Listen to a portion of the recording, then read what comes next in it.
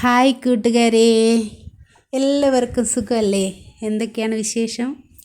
ഞാനിതാ പുതിയൊരു വീഡിയോയുമായിട്ട് നിങ്ങളുടെ മുന്നിൽ വന്നിരിക്കുകയാണ്. എന്താണെന്ന് മനസ്സിലായോ? മിക്സറാണ്. അപ്പോൾ നമുക്ക് വീഡിയോയിലേക്ക് പോകാം. ഇതിനായിട്ട് ഞാൻ 2 കപ്പ് കടലമാവാണ് എടുത്തിട്ടുള്ളത്. വളരെ എളുപ്പമാണ് കേട്ടോ ഉണ്ടാക്കാൻ, മിക്സർ ഉണ്ടാക്കാൻ. നമുക്ക് വീട്ടിൽ തന്നെ ഉണ്ടാക്കാം. എന്ത് എളുപ്പമാണെന്നറിയാം. 2 കപ്പ് നമ്മുടെ കടലമാവും ഞാനൊരു 3 സ്പൂണ് അരിപ്പൊടിയും കൂടെ ചേർത്ത് കൊടുക്കുന്നുണ്ട്. പിന്നെ വേണ്ടത് കുറച്ച് മുളക് പൊടി, അതായത് നമ്മുടെ ഈ മാവിനനുസരിച്ചുള്ള മുളക് പൊടി, എരിവിന് വേണ്ടിയിട്ട്. പിന്നെ കുറച്ച് കായപ്പൊടി, പിന്നെ ഒരല്പം ഉപ്പ്. ഇത്രയും എടുത്ത് നന്നായിട്ടൊന്ന് മിക്സ് ചെയ്യണം കേട്ടോ. നന്നായിട്ട് എല്ലാ ഭാഗത്തും വരത്തക്ക രീതിയിൽ നന്നായിട്ടൊന്ന് മിക്സ് ചെയ്തതിന് ശേഷം നമുക്കിത് വെള്ളമൊഴിച്ച് കുഴച്ചെടുക്കാമേ.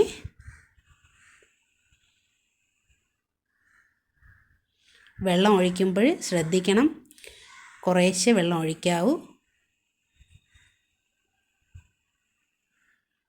ഞാനിതാ ഇത്രയും വെള്ളമാണ് ഒഴിച്ചിട്ടുള്ളത്. ഇത്രയും തന്നെ മതി. ഇനി കൂടുതൽ വെള്ളം ഒഴിക്കേണ്ട ആവശ്യമില്ല. ഇതുപോലെ അങ്ങ് കുഴച്ചെടുത്താൽ മാത്രം മതി. ഈ കടലമാവ് കുഴയ്ക്കുമ്പം ഭയങ്കര പാടായിരിക്കും കേട്ടോ, കാരണം കയ്യിലൊക്കെ നന്നായിട്ട് കയറി ഒട്ടിപ്പിടിക്കും. അപ്പോൾ അത് ഒഴിവാക്കാനും കൂടിയിട്ടാണ് നമ്മൾ ഈ അരിപ്പൊടിയും കൂടെ ചേർത്ത് കൊടുക്കുന്നത്. പിന്നെ ഒരു പ്രത്യേക ടേസ്റ്റും കിട്ടും. ഇത് നമുക്ക് തോന്നും ഭയങ്കര കട്ടിയാണ്, കയ്യിൽ കയറി പിടിക്കുന്നതായിട്ട് തോന്നും. കുഴപ്പമില്ല, നന്നായിട്ടൊന്ന് കുഴച്ചെടുത്താൽ മതി. നല്ല രീതിയിൽ കുഴച്ചെടുത്താൽ മതി. ഇതേ കണ്ടോ, ഇതേ പരുവത്തിനായിട്ടുണ്ട്.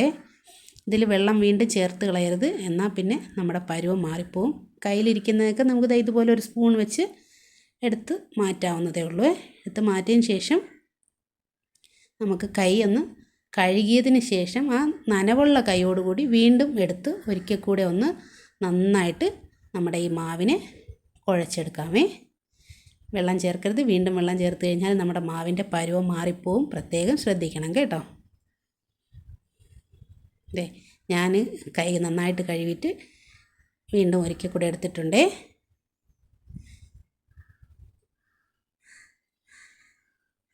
നമ്മുടെ കയ്യിൽ വെള്ളത്തിൻ്റെ ഒരു അംശം ഉണ്ടല്ലോ, അത് മാത്രം മതിയാവും. നന്നായിട്ടൊന്ന് നമുക്ക് കുഴച്ചെടുക്കാമേ.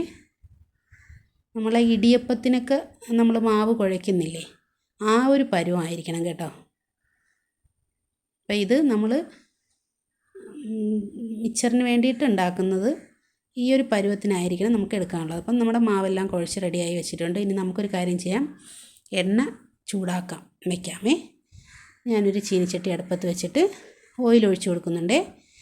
ഞാനിവിടെ സൺഫ്ലവർ ഓയിലാണ് ഒഴിച്ച് കൊടുക്കുന്നത്. ഒന്ന് ചൂടായി വരട്ടെ. നന്നായിട്ട് ചൂടായി വരുമ്പോൾ നമ്മളിനി നമ്മുടെ സേവനാഴിയാണ് എടുക്കുന്നത്. സേവനാഴിയിൽ ചെറിയ ഇതുണ്ടല്ലോ കണ്ണി, അതിൻ്റെ ഇതാണ് ഇട്ട് കൊടുക്കുന്നത്. അതിൽ നമുക്ക് കുറച്ച് ഓയിൽ ചേർത്ത് കൊടുക്കാമേ. ഓയിൽ തടയി കൊടുക്കുമ്പോഴത്തേക്കും ഒട്ടിപ്പിടിക്കില്ല, അതിന് വേണ്ടിയിട്ടാണേ. അപ്പോൾ മാവിൻ്റെ പരുവം നല്ല കറക്റ്റ് ആയിരിക്കണം, ഇല്ലെങ്കിൽ നമുക്ക് ഈ സേവനാഴിയിൽ നിന്ന് നമ്മൾ ഇങ്ങനെ പിതുക്കി ഒഴിക്കുന്ന സമയത്ത് ഭയങ്കര ടൈറ്റായി പോവും.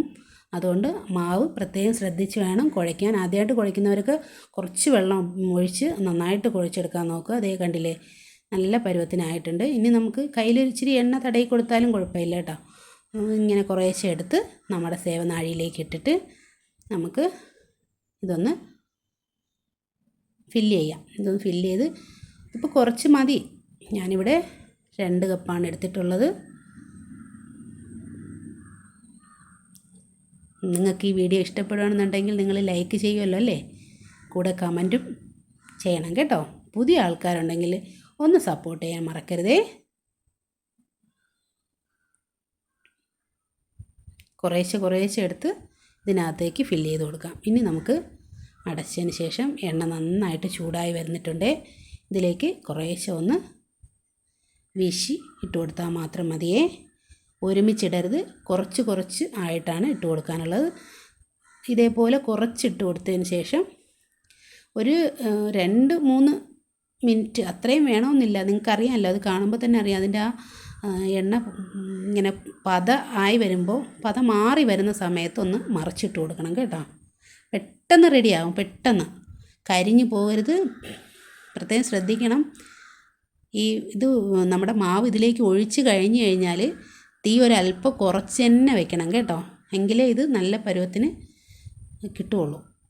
ഇനി ഒന്ന് സെറ്റായിട്ടുണ്ട്. ഇനി നമുക്കിതിനെ ഒന്ന് മറിച്ചിടാം. അടിഭാഗം കൂടെ നന്നായിട്ടൊന്ന് മൊരിഞ്ഞു വരട്ടെ. കരിഞ്ഞു പോവരുത്, പ്രത്യേകം ശ്രദ്ധിക്കണം. പിന്നെ ഒരുപാട് സമയമൊന്നും വേണ്ട, പെട്ടെന്ന് തന്നെ നമുക്കിത് തയ്യാറാക്കാം കേട്ടോ. 1 മിനിറ്റൊക്കെ മതിയാവുള്ളൂ. ഇനി ഒരു പ്രാവശ്യം കൂടെ ഒന്ന് മറിച്ചിട്ട് കൊടുക്കാം. കാരണം ഒരിക്കൽ കൂടെ ഒന്ന് മറിച്ചിടുമ്പോഴത്തേക്കും എന്തെങ്കിലും ഒരു ഇതുണ്ടെങ്കിൽ അതങ്ങ് ആയിക്കോളും. ഇനി നമുക്കിത് കോരി മാറ്റാം കേട്ടോ. പെട്ടെന്ന് തന്നെ ഇത് തയ്യാറാക്കിയെടുക്കാൻ പറ്റും കേട്ടോ. അങ്ങനെ നമുക്ക് ഈ മാവെല്ലാം ഇതുപോലെ ചുറ്റിച്ച് എണ്ണയിൽ പൊരിച്ചെടുക്കാമേ.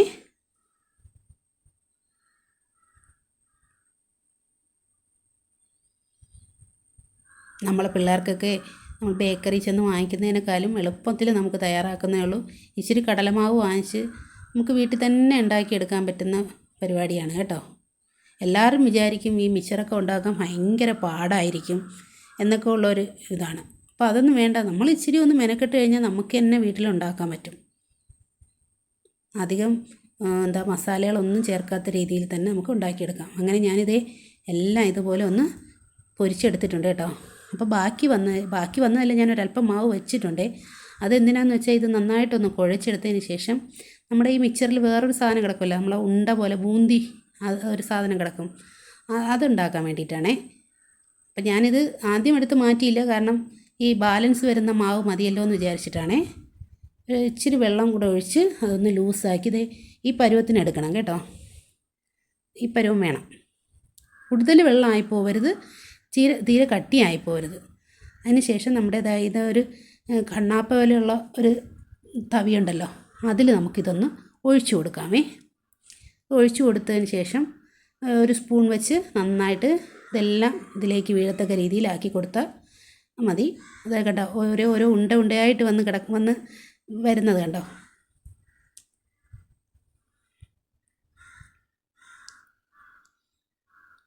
ഇങ്ങനെ ഇത്രയും മതി.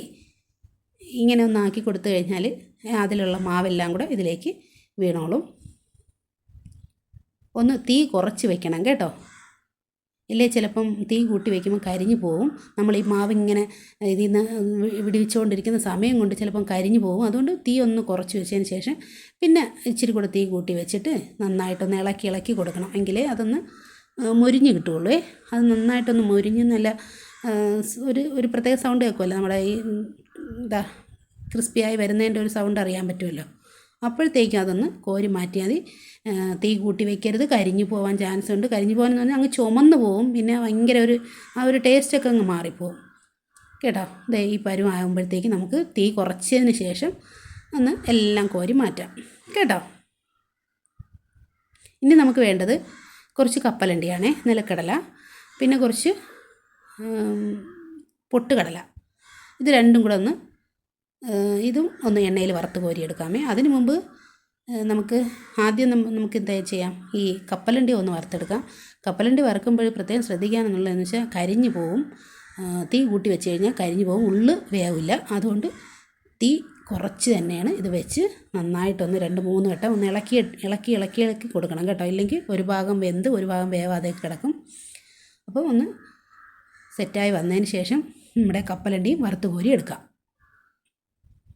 മതിയായിട്ടുണ്ട്, ഇത്രയും മതിയാവും. ഇനി ഞാനിതിലേക്ക് ഒരു 2-3 കഷ്ണം വെളുത്തുള്ളി ചതച്ചിടുന്നുണ്ട്. അപ്പോൾ ഒരു പ്രത്യേക ടേസ്റ്റ് കിട്ടാൻ വേണ്ടിയിട്ടാണ്. പിന്നെ ഒരു 2 തണ്ട് കറിവേപ്പിലയും കൂടെ ഒന്ന് വറുത്ത് കോരി ഇടുന്നുണ്ട്. കറിവേപ്പിലയും വെളുത്തുള്ളിയും കൂടെ നന്നായിട്ടൊന്ന് മൂപ്പിച്ച് ഇതിൻ്റെ കൂടെ ഇട്ട് കൊടുക്കാം.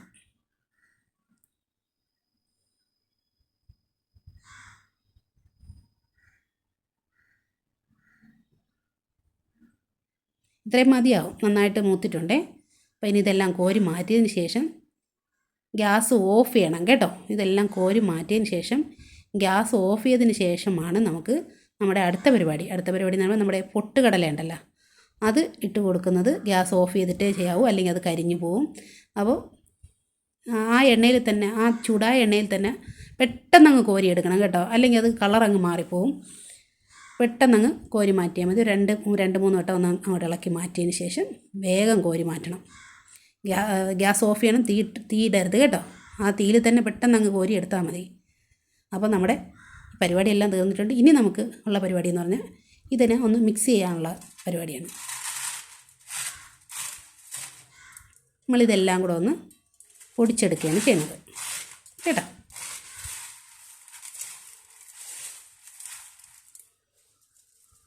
നമുക്കിതുപോലെ എല്ലാം ഒരു പാത്രത്തിലേക്ക് മാറ്റിയതിന് ശേഷം ഒന്ന് പൊടിച്ചെടുക്കാം. ജസ്റ്റ് ഒന്ന് പ്രസ് ചെയ്ത് കൊടുത്താൽ മതി, പൊടിഞ്ഞു കിട്ടും.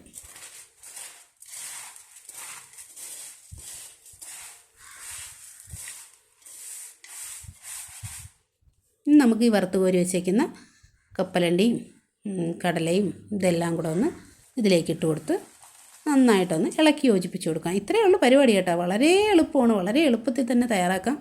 ഒരു 2 കപ്പ് മാവൊക്കെ എടുത്ത് ഉണ്ടാക്കി കഴിഞ്ഞാലേ പിള്ളേർക്കൊക്കെ കൊടുക്കാൻ ഒരു 2-3 ദിവസമൊക്കെ നമ്മൾ പിള്ളേർക്ക് വൈകിട്ട് ഒന്ന് ഈ സ്നാക്സായിട്ടൊക്കെ കൊടുക്കാം.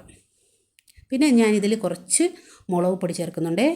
എരിവ് വേണമെന്നുള്ളവർക്ക് ചേർത്താൽ മതി. എങ്കിലും ഞാനൊരല്പം കാരണം മാവിൽ ഒരല്പം മുളക് പൊടി കുറച്ച് ചേർത്തത് കൊണ്ടാണ് ഒരല്പം മുളക് പൊടിയും വേണമെങ്കിൽ ഒരല്പം ഉപ്പ് നോക്കുക. ഉപ്പിൻ്റെ ഒരു അംശം കുറവാണെന്ന് തോന്നുന്നുണ്ടെങ്കിൽ ഒരല്പം ഉപ്പും കൂടെ ചേർത്ത്, കൂടിപ്പോവരുത്, പ്രത്യേകം ശ്രദ്ധിക്കണം.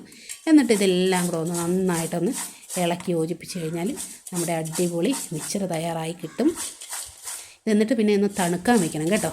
തണുത്തതിന് ശേഷം മാത്രമേ ടിന്നിൽ അടച്ച് വയ്ക്കാവൂ, ഇല്ലെങ്കിൽ അത് ഇതായിപ്പോവും, തണുത്ത് ഇല്ലാതായിപ്പോവും. അതുകൊണ്ട് ഇതെല്ലാം ഒന്ന് തണുത്തതിന് ശേഷം മാത്രമേ ടിന്നിൽ അടച്ച് വയ്ക്കാവൂ. നല്ല ടേസ്റ്റാണ് കേട്ടോ. നിങ്ങൾ വീട്ടിലൊന്ന് ശ്രമിച്ച് നോക്കൂ. അപ്പോൾ നമുക്ക് പുതിയൊരു വീഡിയോ ആയിട്ട് വീണ്ടും കാണാം. അതുവരെ എല്ലാവർക്കും നല്ലൊരു ദിവസം ആശംസിച്ചുകൊണ്ട് tata bye bye, see you. ലൈക്കും കമൻറ്റും ചെയ്യാൻ മറക്കരുത് കേട്ടോ.